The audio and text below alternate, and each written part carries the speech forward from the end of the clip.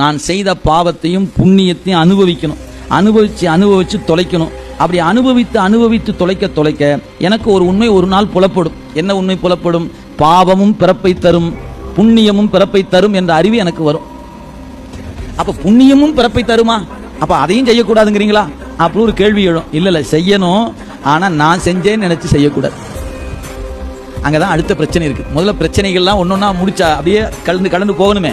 முதல்ல பாவ புண்ணியத்தால் தான் பிறப்பு வருதுன்னு நீங்க தெரியணும்.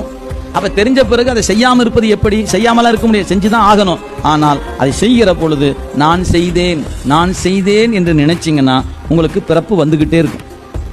இது நான் செய்யல, இறைவன் என்னை ஒரு கருவியாக கொண்டான், அவன் என்னை பயன்படுத்துகிறான், எனவே இந்த செயலுக்கு நான் காரணம் அல்ல, அவனே காரணம் என்று கையை காட்டி நின்னீங்கன்னா புண்ணியம் உன் கணக்குல ஏறாது. இத அறிவு சிந்திக்கும். படிக்கும்போது இங்க உட்காந்து கேட்கும்போது வெளியே போனோன்னே அறிவு என்ன பண்ண? அவர் அப்படித்தான் சொல்லுவார், நாம தானுங்க கஷ்டப்படுறோம், வெடி தூக்கத்தை கெடுத்து சிந்தித்தது யாரு? நாம தானே சிந்திச்சோம். இதை இப்படி பண்ணலாமா, அதை அப்படி பண்ணலாமா, இது இப்படி இருந்தா சரியா இருக்குமா, அது இவர் இப்படி பண்ணா என்ன சொல்லுவாரு, அவர் என்ன இப்படி சிந்திச்சு பார்த்து ஒரு திட்டத்தை வகுத்து செயல்படுத்தினா கடைசியில் எல்லாம் செஞ்சு சோறுமான்னு சொல்றீங்களே, எப்படி சொல்வது? அது ஒரு கேள்வி எழும்.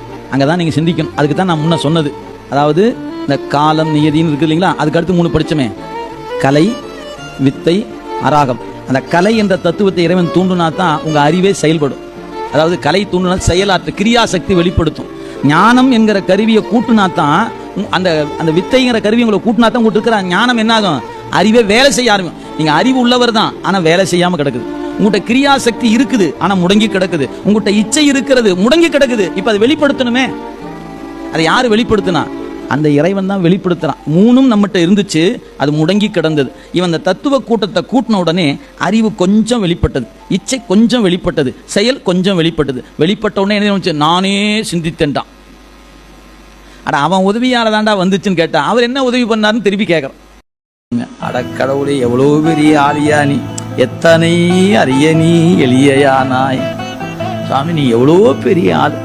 எனக்காக வந்து என் வீட்டில் வந்து நான் சின்ன செல்ஃபில் இத்தினோடு கொண்டாந்து வச்சிருக்கிறேன்னு எனக்காக வந்து உட்கார்ந்து இருக்கிறேன் அப்படின்னு நினைக்கும் போது தான் நெஞ்ச பெசையும். எவ்வளோ பெரிய ஆள் தெரியுமாயா அவரு. நான் ஏதோ தண்ணி ஊத்துறோம் பூவை வைக்கிறேன்னு எங்கிட்டையும் வந்து சிக்கி இருக்கிறாரு. அப்புறம் உங்க அறிவுக்கு என்னைக்காவது தோணும் போது ஒரு இன்பம் இருக்கும், இல்லைன்னா உங்களுக்கு அந்த இன்பம் தெரியாது.